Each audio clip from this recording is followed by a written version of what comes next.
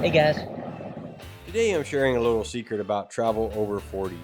You've seen the Instagram photos: flawless beaches, perfect poses, luxury resorts.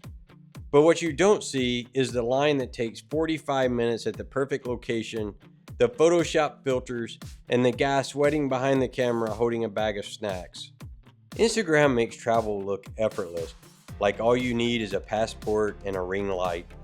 But most of those picture perfect moments, they're staged, edited, and sometimes totally fake. It's created this pressure for mature travelers. If your travel doesn't look like a magazine cover, did it even really happen? Travel is hard.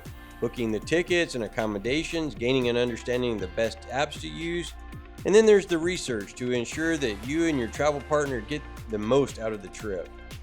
Here's what you don't see: the 100-degree heat, delayed flights, waiting in lines, the scams, the tourist traps, and the tiny room you booked because it was budget friendly.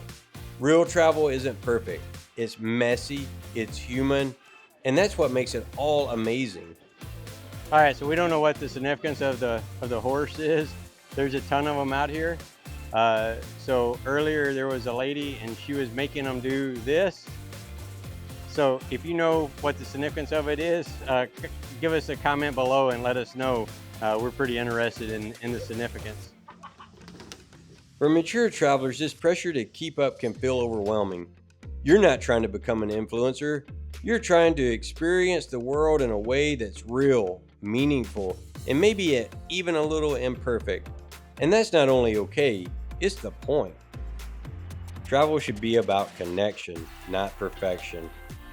It's about the people you meet, the cultures you try to understand, and the food you didn't expect to love, and the mistakes that make the best stories later. It's okay if your trip doesn't look like Instagram. If it felt meaningful, it was perfect in your own way.